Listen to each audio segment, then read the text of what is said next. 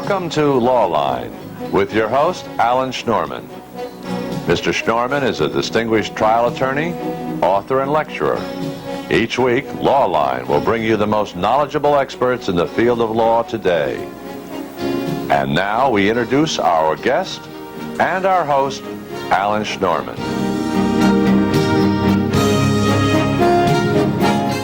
Welcome to Lawline. The aftershocks of the Wall Street crash can still be felt in the New York metropolitan real estate market. Today we'll look at what's happening in commercial, investment, and residential real estate and see if our experts can predict the future trends will be. Our guests are Philip Rudd, Vice President of the Association of Builders and Owners of Greater New York. And also Philip is an active investor in the real estate market. And Jerry Colston, a partner in the law firm of Goldberg, Wepburn in Houston. Jerry specializes in commercial investment properties. Hello, Phil. Hello, Jerry. Good evening, Alan. Hi. Well, Phil, you're an investor. I just announced it. What's happening in the real estate market? It's soft. Very soft market. What does soft market mean? It means that if you have commercial space, whether you have stores, you're not renting them as rapidly and as quickly, and you're taking less rent. If you've had commercial office space in an old building, you're wanting to keep all the tenants you've got. In a brand new building, you're taking a lot less money than you thought you'd get a few years ago to fill up your building. It means that if you're selling co-ops, your co-op used to sell in 4 to 6 or 8 weeks. Today it's selling in 20 or 30 or 40 weeks, and maybe longer than that. It's soft. People are not buying. That's what soft means. Well, Jerry, you represent all the hot developers, all the hot builders. What are they doing? Right now, Alan, the industry, I would go beyond using the word soft. I feel right now we're almost in a recession. My clients, who are active operators and developers, are using a very cautious approach to the industry. They have seen prices going through a high skyrocketing period, and now because of that inflationary trend and the prices of buildings being so high, they can't find deals to buy, and they're being very cautious before they go forward and look for a new deal.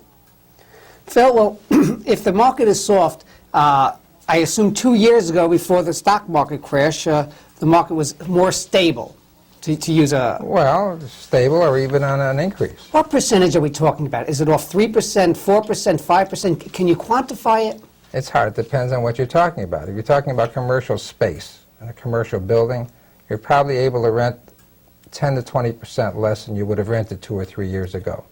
If you're talking about a co-op apartment, you're probably able to buy it for 10 or 20% than you could 2 or 3 years ago. And it's been flat. Don't forget, since that market crash, the market actually flattened out. So there have been very few increases. Phil, does that mean if I purchased my one-bedroom co-op for an astronomical amount, $300,000 2 years ago, I could sell it today for what? I think you'd have trouble. I think one of the gluts of the market is one-bedroom co-ops, and I think that probably today, depending on where it is and all of that, if you paid $300,000 then, if you got $240,000 today, you'd be doing very well. Jerry, what's your feeling about that? Well, I would say, Alan, that in the transactional front of real estate and buying buildings, the marketplace is down, I would say, at least 50 to 75%. I would say that between speaking to various brokers that my office deals with, other lawyers who deal with the kind of work that I deal with, dealing with Albany and getting what we call Cuomo gains tax clearance in transactions of over $1 million, there is no activity there. And that's an indication to me that for the moment the marketplace is a very slow spot. Jerry, by transactional real estate, what you're talking about is the numbers of transactions, aren't you? Are down 50 to 75%. That's not correct. That the market's down 50 or 75%. No, I'm talking about the actual amount of transactions that are taking place. I'm talking about that in 1986, and you've used the stock market as a gear and the crash, I would use a lot better definition in terms of the fact that we had a major change in the tax law that took place in the end of 1986 that had a major impact in the real estate field. But in 1986, I had clients who did 50 and 75 deals in that year who are now doing 5 deals in that year. Phil, my mother always taught me to buy low, sell high. Is now the time to buy? I think that you're getting near the bottom. My prediction is about you're 4 to 5 months away from an absolute bottom. But the real problem is some guys can't afford to sell. You've got the transfer gains tax, you've got normal taxes that people pay. They've got investing partners who were expecting a higher profit because they expected an increase to continue. So So suddenly that guy who was expecting to sell that building for $23 million in 1987 and was asking $23 million, he's now said, well, I'll take $20 million. Well, last week he came down to $16 million. There's an actual case. And still, and he may have trouble at $16 million selling it, satisfying the bank paper, and giving a profit to his partners. Phil, but let's talk to that newlywed couple there who's looking to buy either their first house or their first condominium or first co-op. Is now the time for them to buy it, or should they wait? What should they do? They should be looking right now, and if they see something that's very attractive, I would buy right now. I think interest rates are going to continue to come down, and probably the optimum time, my guess, is 4 to 8 months. But if you see what you like today, grab it because it may not be there tomorrow. Jerry, what about that couple that has to sell their co-op, has to sell their condo in order to trade up? They wanted a bigger apartment. They want a bigger house. They're having more children and maybe want a little different area. What's your advice to them? Well, I would say it really depends on the size and of the type of apartment or house they're looking for. In the smaller type of units in New York, the one-bedroom markets that Phil mentioned, you are finding a very, very soft market. If you are looking in the higher priced range, there is still a solid market there, and there are still transactions going on in terms of buying and selling of co-ops and condominiums. They're just a little harder to find. But this is the right time for a buyer to buy. The problem is most of those people, in order to go through the buy, they have to sell, and they get caught in the classic problem of having enough cash available from their sale to buy, especially if the sale is very difficult to make. Well, what happens then? Do you own 2 houses? Well, what normally happens, and this is advice that's very hard to guide a client with because they're always so anxious to go through to the purchase to acquire that next goal and the next step, is we give them advice that they should arrange either personally or through their lending institutions or through private lenders some kind of what we call bridge financing. So they can be in a position that if they have problems selling their apartment or their home for the price that they're looking for, at least they'll be able to close and not lose their contract deposit in default. Because then you're paying 2 mortgages, 2 interest rates, and 2 sets of taxes, and all the maintenance. Isn't that correct? That's the absolute difficult problem in today's market. Have you found that to be true now? Absolutely. I mean, I'm not that involved in co-op sales, but from what I see in the clients that I have who have offshoots and their children who are buying houses, that's a definite problem that you see happening. Okay, Phil, let's assume that that person wants to make money, wants to invest now, and let's assume they want to do it as an investment. They don't want to live in there. They're happy with their co-op, their condo, or their house, but they have some extra money in the bank. Let's assume it's some between $50,000 to $100,000. They want to put it into real estate. Where should they put it? I'd leave it in the bank. Right now, I don't think you should be a first-time investor going into a Dow market, and unless you really sort of know what you're doing, you could lose that nice nest egg. Right now, you can still get fairly decent interest rates. You can go out long-term on CDs for 9%. You can have a lot of trouble earning 9% on a property today. Phil, we just went from a soft market to a down market. We're going to cover that right after this break. You're watching Lawline. Stay with us.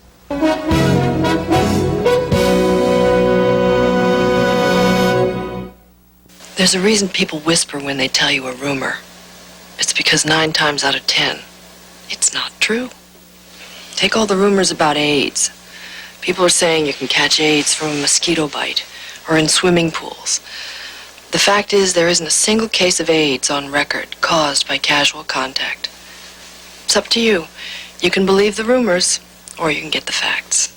Rumors are spreading faster than AIDS. Call your local Red Cross for the facts.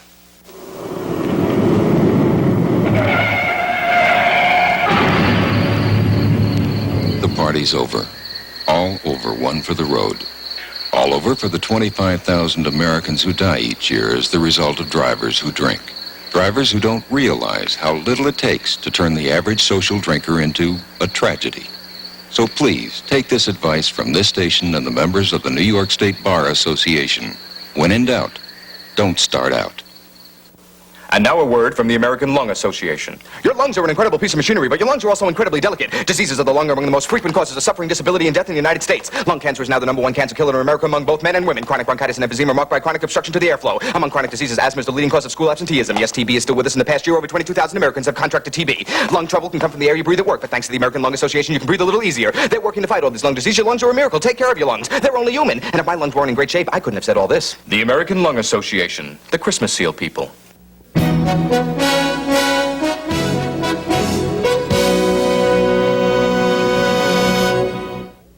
Hello, you're watching Lawline. I'm Alan Schnorman.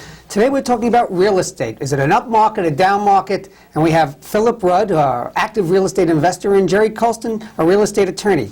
Jerry, are there deals being made outside of the New York area if the New York area is soft? Yes, Alan. Many of my clients have now decided, because of the difficult times in the New York market, to explore other marketplaces.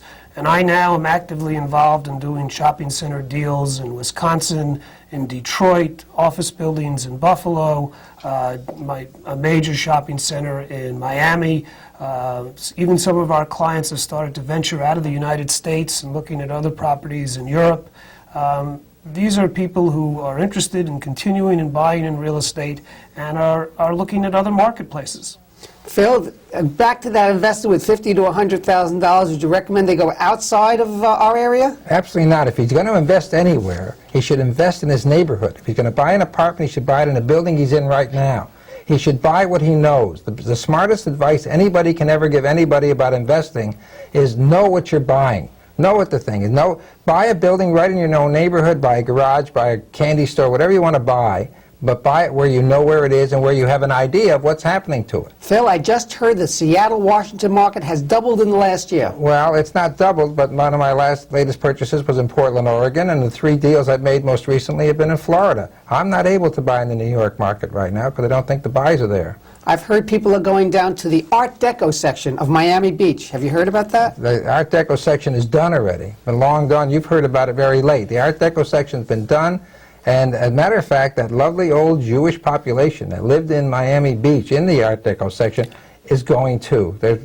They used to be 80% of the population, now they're getting to be 30 to 20% of the population. The old people are dying off and they're moving out and they're gone. But there are places that are developing. Naples, Florida has had one of the greatest growths of any city in the United States. I think they had 80%, 60 or 80% growth in the past few years. You want to go build houses or buy houses that are on spec? That's the place to buy them. Don't buy them here in New York because the values are not rising here. The next area is going to be Naples, Florida? Naples, Florida is right now. I don't know the next area. Well, give us a hint. And if I did know it, I'm not going to share it with you. Oh, we're just friends here. Well, listen, if I tell you right now where I'm buying my next property, then all your friends out there are going to go down there and buy it, and suddenly it'll cost me much, much more. Jerry, what's the next area in the greater New York area that you think will be hot? Well, I still think that New York property is going to be a commodity that's going to sell. I think, as Phil explained, we went through a period in the 85, 86, and 87 era where people bought at very, very high prices. That was followed by people highly leveraging or lending, borrowing on their buildings and putting extensive mortgages on them. Because of the fact that people are now in trouble and a lot of people are looking to sell, the problem of why the marketplace hasn't generated yet is that no one wants to reduce their prices. I think eventually, and you look to the future of what is going to happen in New York real estate, is that prices will come down. It's just a matter of a question of time. So to me, New York City is still a place to invest. I don't tell all of my clients to leave it. Some of them are still very actively involved. Are there any future areas right here in New York that are going to be hot in 3 or 4 years that the developers are active in now? There is not an area in New York City that clients of ours have not been into already. I've heard the Bronx. Well, the Bronx, again, has been hot, cold, and back hot again. It's gone through that typical cycle. I have one client, it's a very good story to tell, that I left with a closing from him in the Bronx, and he pointed out to me buildings that he's bought and sold 4 times in his career.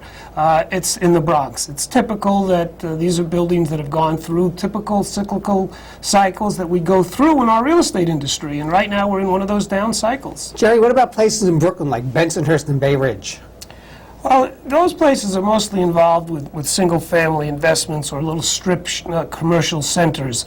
I don't see a lot of activity in my office. That doesn't mean there isn't that going on, but I really am not familiar with that marketplace. If you really want to talk about what's going to happen here, right now you can buy downtown Manhattan cheap because there's a lot of empty space down there and the people are holding on and not too well. And that seems to be the first place where some of the price breaks are occurring.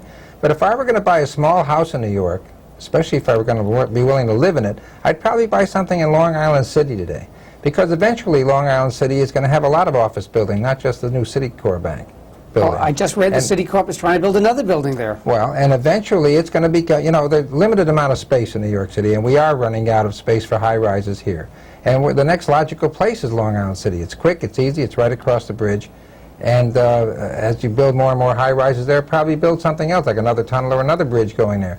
If you want to buy something and hold it for long-term and live in it and use it, or rent it out, try Long Island City. Whenever you heard it here on Lawline. I think that's a very important thing, what Phil is saying in terms of holding on to property.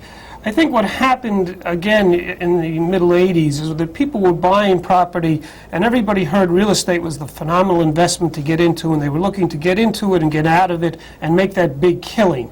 And what ended up happening was that's what drove our prices up to the level that no one could afford to buy anymore. Today, the investor who's looking to buy is looking at a different level. He's lost his tax benefits because of changes in the law. He now wants to hold on to his property. He's looking for a bottom line. And advice to my clients are to look for properties that have income and bottom lines to them. Phil, a couple of years ago, you could not open the paper without seeing buy an occupied unit. What's the story on those? Lots of trouble. The occupied units are more and more of a problem than ever. What's happening is if you bought one that breaks even, you may be doing all right. If you ever think you're going to get possession of it, you may have trouble. They've been trying to change. The DHCR, Department of Housing Preservation, has been trying to change that law, right, and make it more readily available to a pass and succession to pass it on to people who are no longer immediate family members. If they do that, then it's going to be harder than ever to take and get possession of that occupied apartment that you bought. And in order for you to really make some money on it, you've got to make sure it's vacant so you can resell it. Well, is there a ready market in occupied units? If a person out there bought an occupied unit 2 years ago, can he just sell it easily, or?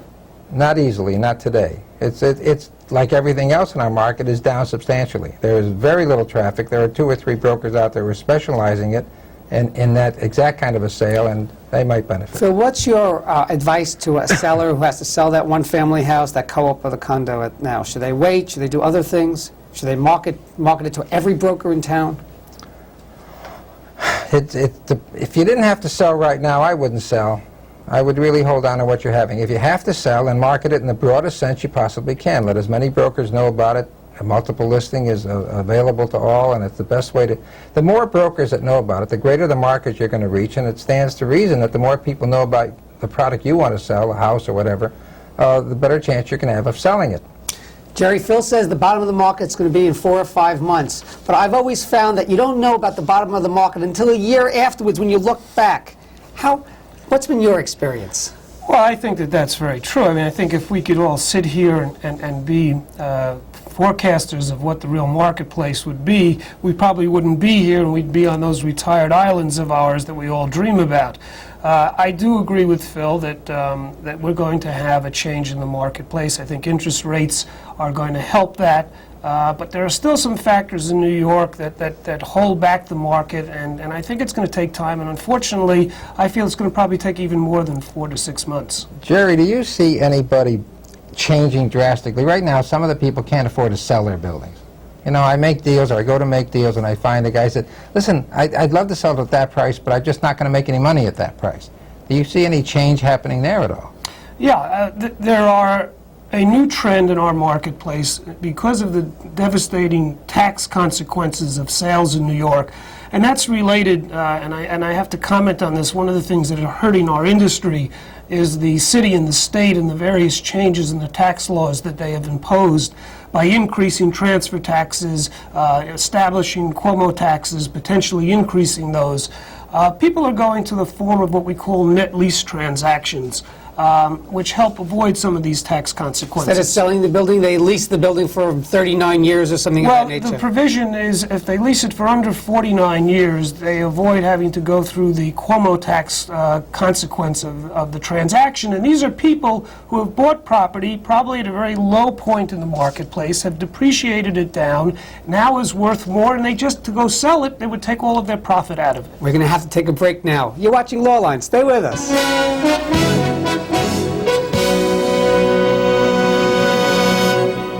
Father taught me to steal and to pitch. Today I struck out 7 and stole home. I think Dad would have been proud. coach was. He said he wished Dad had taken as good care of himself as he did of me and Billy. Billy won't talk about it, and Mom can't stop crying. I don't know what it's like to have a heart attack, except I can see it hurts.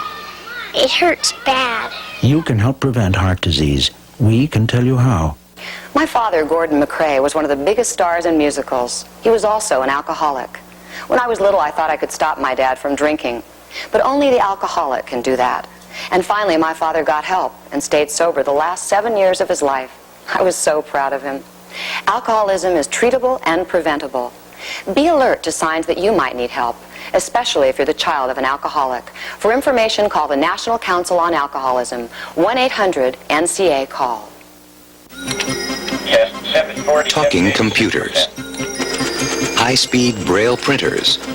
New technology helping blind and visually impaired people participate fully in today's computer age. And removing the top. Okay. For more information about putting high technology to work for blind people, write American Foundation for the Blind, National Technology Center, Box 111, New York, New York 10011. The American Foundation for the Blind.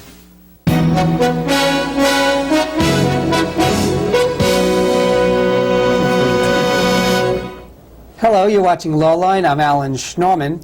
With us today are Philip Rudd and Jerry Colston. We're discussing real estate and should you buy, should you sell? Stay tuned. Phil, you were just discussing taxes. Well, how do you see taxes in real estate? Absolutely crazy.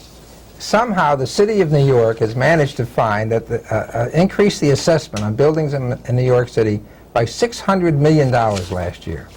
Sounds like a lot. Now wait, here we are with a flat market. Here we are with a vacancy rate that's probably grown from 10 or 13% to as much as 20%, depending on who you're talking to, right? And in a flat market, rents have not gone up, and as a matter of fact, they've gone down a bit. And suddenly the city says, oh, well, it got $600 million worth more of assessment coming out of there. They did the same thing in 72 and 73. And you know what happened in 75 and 76. And if the city keeps taking that kind of a big, healthy bite out of real estate, hit them at the tax levels, hit them at the taxes Jerry was just talking about, you're going to find ourselves back in a real crisis tax-wise. Alan, I'd like to even amplify. It's not just the real estate entrepreneur that gets hurt. Phil is addressing increases in assessments. The city passed what was called Local Law 63, which required owners of buildings to file income and expense statements. Most of the tenants in old loft buildings that were renovated went through a process of getting their rents increased, but had old leases with old escalation clauses, which is a provision whereby they pay a portion of the taxes. The city comes around and looks at this income and expense statement, not taking into consideration that an owner spent millions of dollars in renovating the building, and all of a sudden increases his real estate taxes. That's passed on partially to his tenants. I've had clients who've had to go to their tenants and knock out their tax clauses or readjust them, or these tenants would go out of business. That's driving tenants out of New York City, the very thing that we're trying not to do in New York. So it's not just the real estate investor, it's the employers and the employees who are suffering from this. Phil, let me ask you, you mentioned the 70s. I remember in the 70s where large apartments, 10, 11, 12-room apartments on Park Avenue were going for basically zero if you could take over the maintenance. Is that possibly to happen again today? I don't think so. I think star apartments, those apartments that are really terrific, are holding their value. They haven't really lost. They're still, as a matter of fact, increasing in value. You take an apartment that has an extraordinary view or extraordinary terrace, or has some feature about it that's very, very special, it's going to not only retain its value, it's increasing its value right now while the rest of the market's going down. There's always a market for special apartments. I don't see a really top building ever sinking to the levels of the 74, 75, unless people get that disenchanted with the New York City living style again, as they did in the mid-70s, felt it was just a terrible place to live. Jerry, Phil brings up disenchantment with New York. I mean, we have the drug capital, we have AIDS capital of the world, tax capital of the world. How do you see your clients seeing New York? Well, I still think we have to remember that New York real estate is still a very good long-term investment down the road. There are only a certain amount of bricks, only a certain amount of blocks in New York. If people can hold on, we're going to see a trend back upwards as we've seen in the past, but we must wait and hold on through this tough time. Jerry, we've discussed... Yes, Now, Phil? wait a minute. The Japanese have a point of view that he just expressed. They don't necessarily buy for this generation. They buy way down the road, and Jerry says New York's going to be a good thing to hold on for a long time, and it probably is. If you want to be an investor and buy some real estate and not expect an immediate return and be ready for some rough weather, New York's still the best place of all. Jerry, we've discussed a soft market. We've gone to a down market. Is there a possibility that a panic will set in and real estate will be just thrown on the market, that whatever it'll take? I think that we're almost at a stage of a panic, but I don't think a panic is going to set into that point, Alan. I think that there are enough strong holders of New York real estate, enough foreign investment, and enough people in the long run who are waiting for the marketplace to go down, so they're going to start to buy again. Phil, what about that word panic?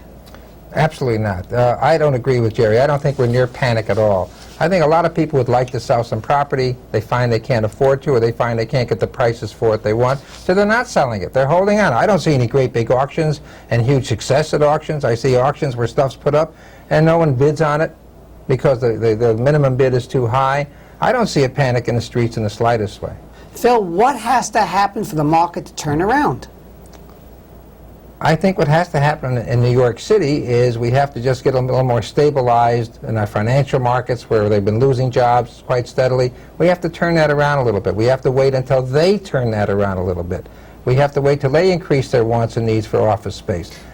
Jerry, what about foreigners coming in? The Japanese just bought Rockefeller Center, and every day you read about foreigners coming in here, whether it's English or Dutch.